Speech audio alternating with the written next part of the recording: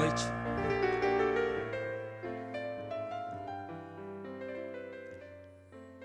Pela primeira vez, como está sendo transmitido ao vivo, eu não jogo futebol, mas queria mandar um beijo para minha mãe que está vendo pela internet. A senhora vai gostar, mãe.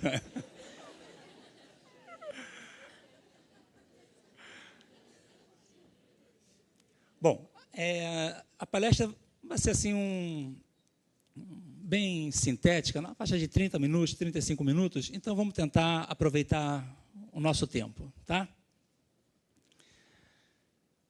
Conforme já foi mencionado, a logosofia é uma ciência que foi fundada pelo pensador e humanista Carlos Bernardo González Pecotti, muito conhecido também como Ramo Sol, em 1930, em Córdoba, na Argentina. De lá, a fundação foi se desenvolvendo, foi para o Uruguai, veio para o Brasil e hoje já se encontra em inúmeros países do mundo. Tem colégios também no Uruguai, no Brasil, na Argentina, colégios até a 8ª série. O que é a logosofia?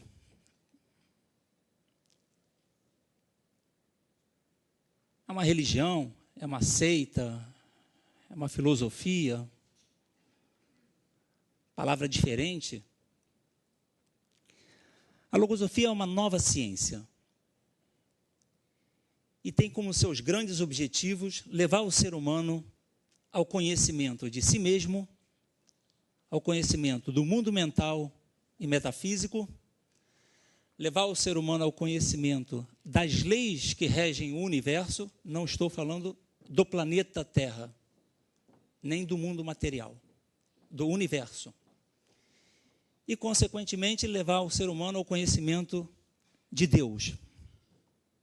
Aí, certamente, alguém já está se perguntando, falou que era ciência, falou que não era religião e tudo, já vai falar em Deus agora. Todas as palavras em logosofia assumem um novo conteúdo. Então, o Deus da ciência logosófica não é o Deus no conceito das religiões, da filosofia, etc., etc. O termo mente também difere do vocábulo comum que está expresso nos dicionários. Cada palavra dessa, consciência, mente, evolução, tem um significado próprio dentro dessa ciência. E, obviamente, é um convite que o autor faz para todos nós para penetrarmos no conteúdo dessas palavras. A logosofia, ela traz uma nova concepção do homem e do universo. Então, ela apresenta um caminho, ela inaugura uma nova era para a humanidade. E esse caminho chama-se um processo de evolução consciente. Ou seja, o ser humano já está diante da possibilidade de percorrer um caminho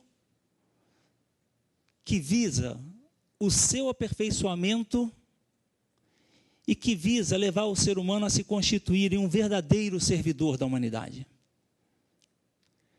Esses são os dois fins para a existência do ser humano, segundo a concepção logosófica.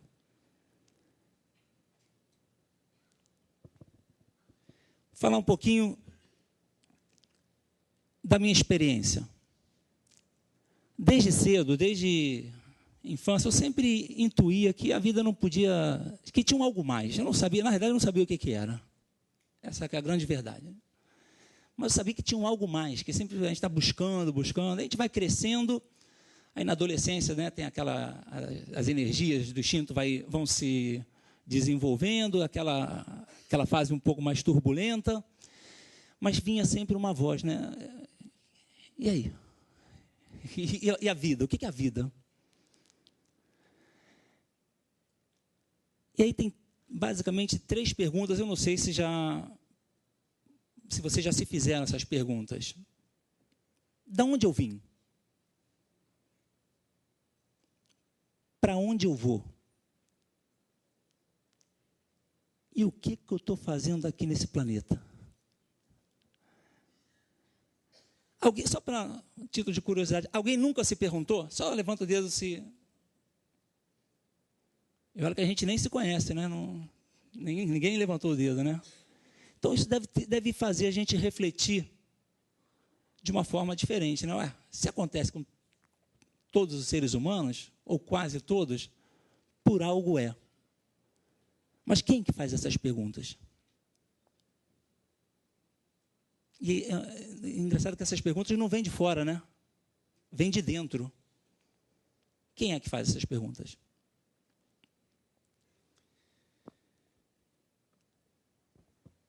Fui crescendo, fui buscando essas respostas.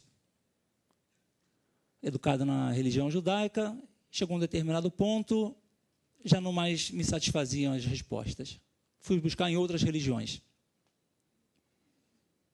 Também não tinha encontrado algo que satisfizesse o meu interno. E aí, uma vez, conversando com um tio meu, ele falou, eu estudo uma ciência, você pode conhecer e tal. Aí eu fui lá em São Paulo, estava trabalhando em São Paulo, morando em São Paulo, aí eu conheci essa ciência. E engraçado que quando comecei a ler os livros, não entendi nada. A primeira vez que eu li, eu confesso para vocês, está um público mais reduzido, fazer uma confidência aqui, eu não entendi nada da primeira vez que eu li um livro. Totalmente diferente dessa juventude que hoje já lê, já faz trabalho, já escreve, já, né, interpreta da forma assim, muito clara, mas algo me fez voltar. Até que depois eu comecei a compreender o que o autor estava querendo transmitir para a gente. Justamente as respostas a essas inquietudes espirituais que tinha dentro do meu ser.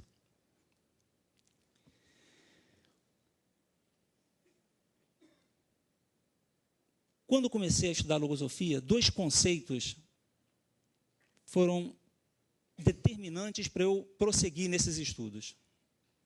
O primeiro conceito é a existência de um mundo mental. E o outro relativo aos pensamentos.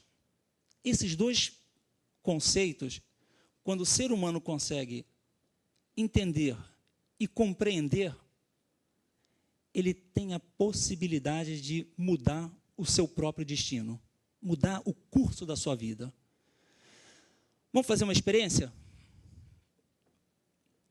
A logosofia não tem nada fenomênico também, tá? Mas vamos tocar no outro mundo. Agora, principalmente agora está com internet, vai ser até divertido, né? Quem está acompanhando pela internet também pode comprovar isso. Não precisa estar aqui. Para os alunos premiados, vamos fazer essa experiência? Vamos tocar nesse outro mundo? Então lá, mas como é que a gente vai tocar no mundo mental, no mundo imaterial? Com que mãos que a gente vai tocar? Com as mãos físicas? Não, né? E que mãos seriam essas? Com as mãos mentais? Falando que eles leem, já entendem tudo. Com as mãos do nosso entendimento. Então, vou fazer uma simulação de uma imagem e vamos ver se é real ou não a existência desse mundo mental, tá? Vou pegar aqui aleatoriamente, Piero. Pronto. Não estava combinado não, mas ele é o pai de uma das alunas aqui da... Vamos supor que o Piero fosse um construtor, uma empresa de construção, e eu fosse o arquiteto da empresa dele. Seria bom, né? Seria... Aí o Piero fala assim, poxa, vim para o Rio aqui, tal, gostei muito, vamos... E a empresa está capitalizada, compra um terreno na Vieira Soto, na praia de Ipanema, fala, Marco, precisamos construir um hotel.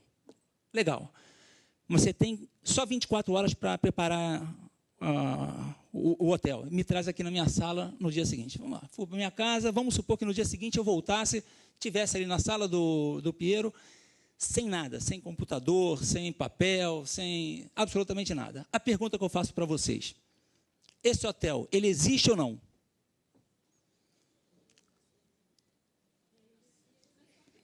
Peraí, a gente tem que chegar a um consenso. Ele existe ou não? Não existe?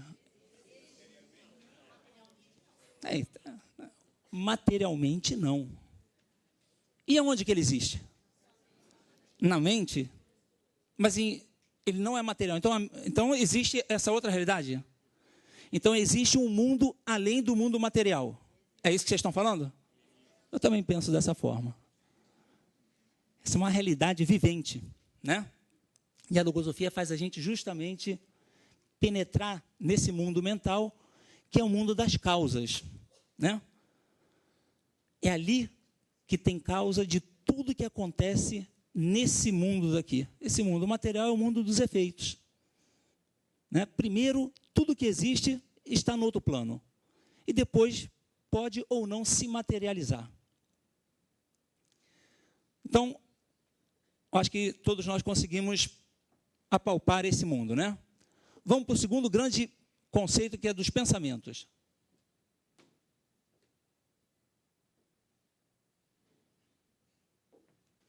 Os pensamentos, para a ciência logosófica, são entidades mentais, entidades psicológicas, são seres que habitam esse plano mental. No mundo material, temos nós, seres físicos, que habitamos aqui, né? No mundo dos pensamentos, no mundo mental, também tem os seres que habitam esse mundo. E que esses pensamentos são os agentes causais do comportamento humano. Ou seja, tudo que eu faço é em função do pensamento que naquele momento ocupava o espaço mental da minha mente. Só que tem um detalhe. Dentre todos os pensamentos que habitam o mundo mental, alguns podem atuar dependentes ou independentes da nossa vontade. Vou fazer uma aposta com vocês. Vamos fazer uma aposta?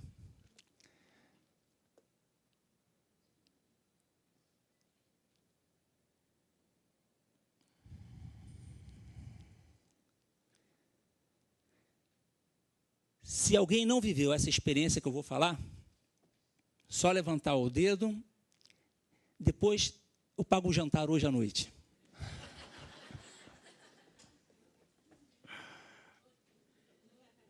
Coquetel, jantar, tudo bem. Tá tudo... É pessoal que não sabe que depois vai ter um coquetel aqui.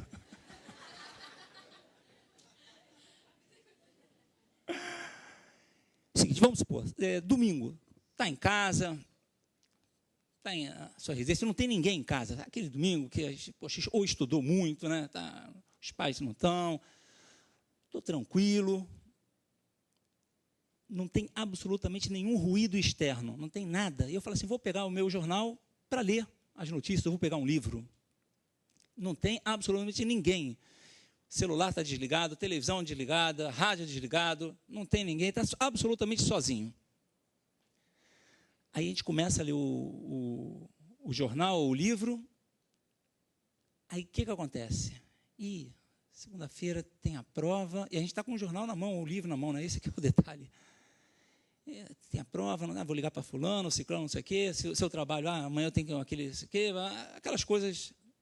E a gente está com a nossa própria vontade, está ali, eu quero ler o livro, estou com ele na minha frente, mas não consigo. Algo me leva a atenção. É algo externo? Não, porque não tem nada. Né? Não tem nada externo que está chamando a nossa atenção para fora. Então, esse algo é lá de dentro. Né? Isso, para a logosofia, são exatamente esses seres, os pensamentos que atuam e levam a nossa atenção para outros pontos. Muitas vezes. Algumas vezes a gente consegue dominá-los e outras não.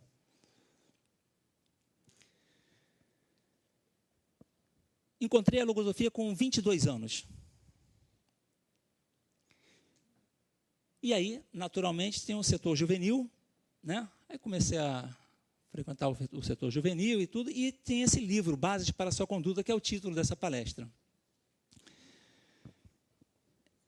Esse livro foi feito em 1940, 1950, o pensador humanista Pecote, ele fez para o filho dele uma série de conselhos. Então, reuniram esses conselhos e colocaram na forma de um livro.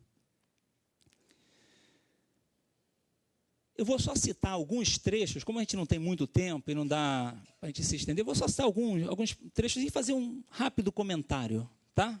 rapidíssimo comentário, só para poder ilustrar o que a gente vai fazer daqui a pouco, que é a premiação dos alunos que fizeram os trabalhos sobre esse livro, né?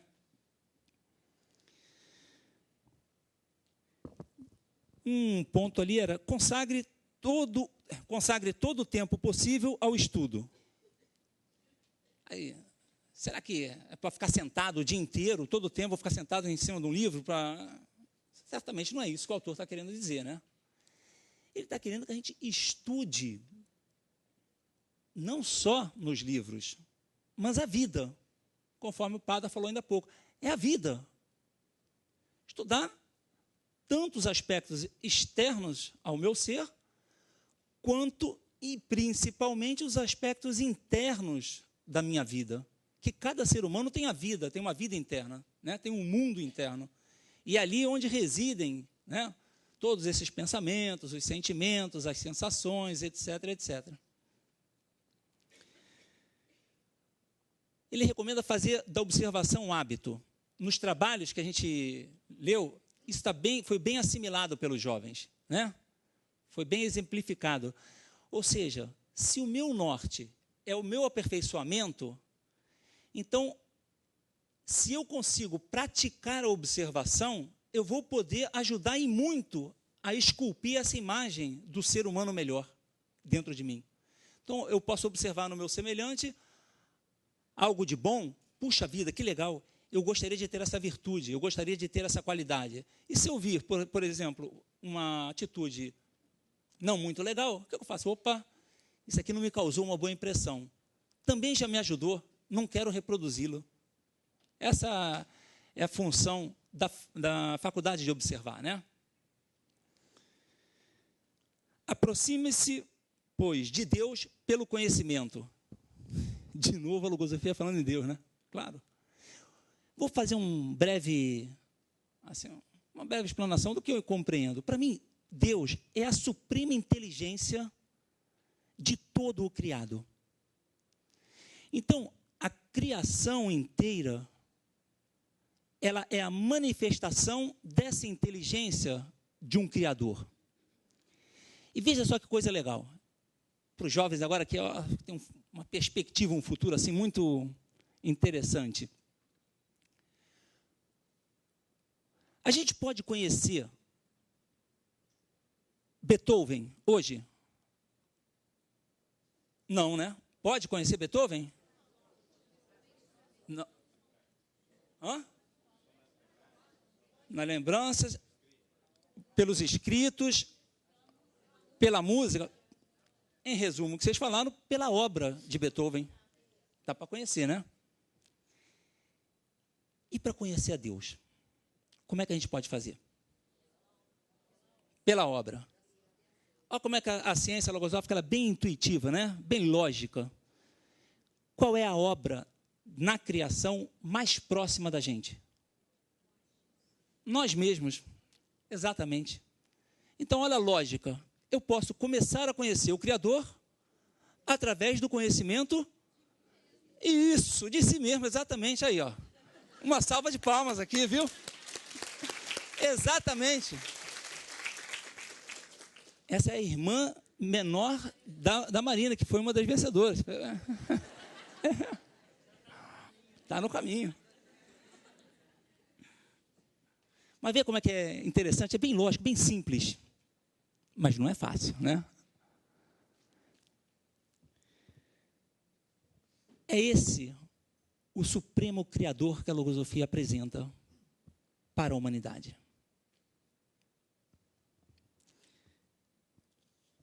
O exercício exclusivo de uma profissão não dá ao homem a capacidade consciente a que ele aspira, quando se propõe a aperfeiçoar sua vida. Por cima dela, há de estar o culto à própria superação, a única profissão que não permite especular, pois quem pretenda fazê-lo se limitará a si mesmo. Ou seja, eu posso ser um dos mais capacitados na minha profissão. Posso conhecer absolutamente tudo da minha profissão.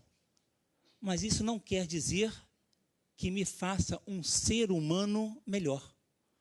e eu tenho plena consciência que todos aqui conhecem alguns expoentes em qualquer profissão, mas que às vezes, né, o temperamento, a conduta não é muito adequada, né?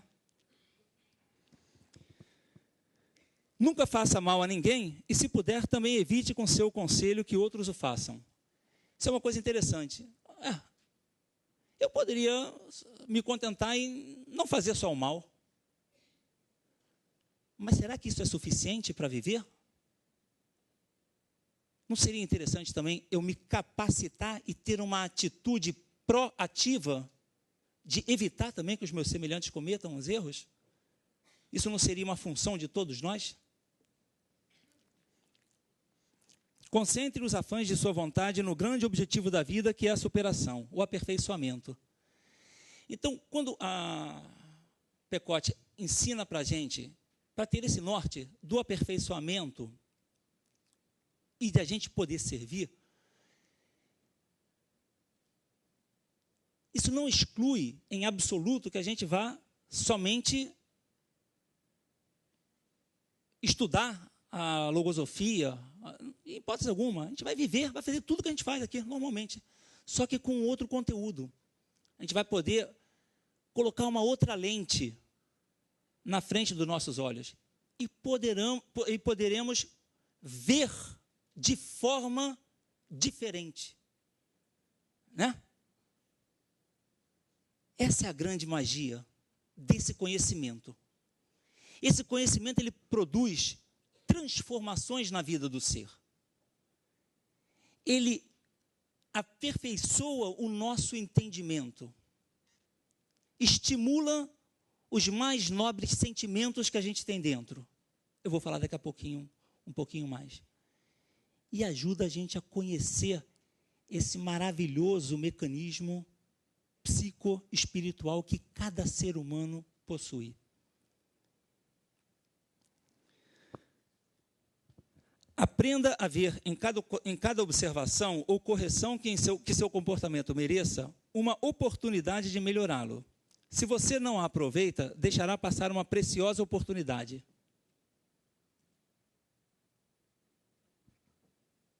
É lindo, né? Esse ensinamento é lindo, né? Mas praticar é um pouco, né? Imagina, tá assim, você é intolerante. Se eu me lembro do ensinamento, recordo, tem aquele, que bom, uma oportunidade de eu refletir para ver se eu estou sendo intolerante. Mas na hora, intolerante é você. Né? Que vai ficar falando de... Se eu me proponho a ser melhor, eu tenho que me abrir a essa possibilidade de receber críticas. Eu vou avaliar, não quer dizer que as pessoas que possam me criticar que estão certas, né? Mas eu vou avaliar, merece pelo menos uma reflexão. O maior dos bens que você pode possuir, recorde isso sempre, é sua própria cultura, ou seja, sua ascensão aos pináculos do saber. Isso eu posso falar assim de cadeira. Na vida, a gente vai cruzando as várias tempestades que existem, né, nesse mar, nesse oceano da vida, e muitas vezes a gente tem os altos e baixos, né? Quem tem mais de 20 e poucos anos já sabe, já entende o que eu estou falando, né? É assim mesmo, a vida é assim. Ora, céu de brigadeiro, ora, as nuvens, né? Tempestades, faz parte para provar a nossa resistência, para nos capacitar. Então a gente começa a perceber isso de uma forma diferente, como eu havia falado antes. E a única coisa porque bens materiais, eles vão e vão, vem, vai, aquela coisa que quase todo mundo já sabe, né? Agora, ninguém pode tirar o conhecimento que o ser humano possui. Esse é o de mais valioso que vocês possam ter, que todos nós podemos ter, na realidade, né? Você deverá tomar cada fracasso como princípio de triunfo, sempre que dele extraia o elemento que lhe faltou para vencer. Isso é sensacional. E principalmente para vocês, jovens. Não tenham medo de errar.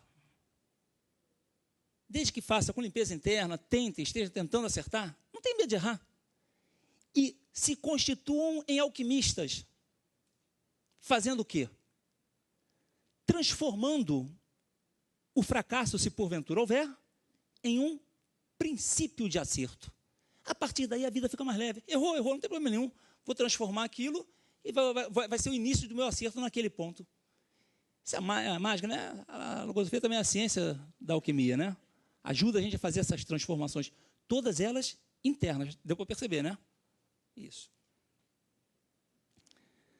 A felicidade é algo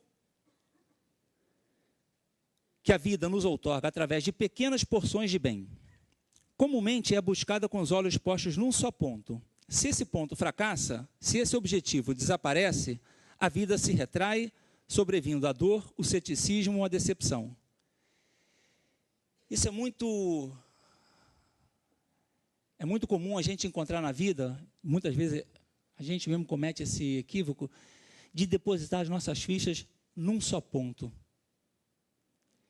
E se aquilo fracassa, se aquela área da nossa vida fracassa, e a gente concentrou nossa vida toda naquele ponto, imagina, nossa vida, que deve ser muito ampla, vira um fracasso. Faz sentido isso? E a felicidade, eu não posso mais alcançar a felicidade se eu... Então não é essa a melhor das orientações, né? Então vale a pena fazer uma diversificação, uma fragmentação nas apostas da felicidade, né? E uma das áreas mais importantes é essa, é do interno do ser.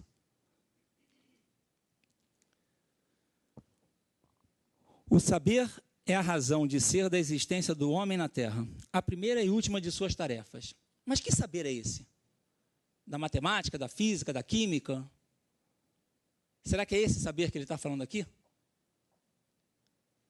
Não. Ele está falando de um outro saber. Esse saber também é muitíssimo importante, mas é insuficiente para levar o ser humano a cumprir a sua finalidade aqui na Terra. Eu posso ser o maior matemático do mundo, o maior cientista do mundo, mas é insuficiente, esses conhecimentos que são externos ao meu ser, são insuficientes para me levar ao meu aperfeiçoamento.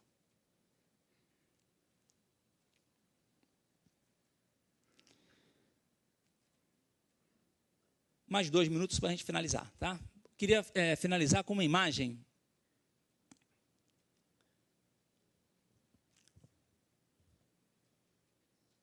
Que essa imagem, para mim, é muito interessante e me estimula muito a prosseguir no caminho.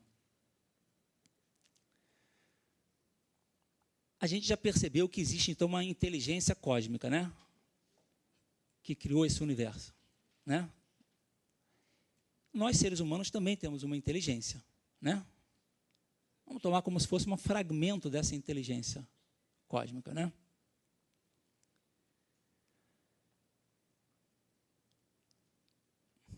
Vocês sabem o que é um cofre físico?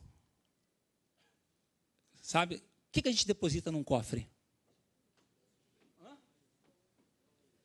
Joias, valores, né? O que é de mais valioso, né? Eu perguntei para eles porque eu não sei se ainda existe cofre físico, porque agora tudo é digital, não sei se... Então, a inteligência do homem descobriu o seguinte: poxa vida, vamos construir algo seguro, né? Para a gente colocar os nossos valores, as nossas pedras preciosas, né? O nosso capital. Aí fiquei pensando, se o ser humano foi capaz de construir isso, esse cofre, será que Deus seria menos inteligente do que a gente? Não fazia muito sentido, né? E aí eu descobri uma coisa, que o Criador construiu um cofre sagrado. Aonde? Dentro de cada ser. E qual o nome desse cofre? O coração. E o que tem nesse coração? O que tem? É isso aí. Os sentimentos, os grandes sentimentos, o amor, os grandes valores, né? As grandes virtudes. Então, esse é um convite. Lembra que eu falei no início do conhecimento de si mesmo, né?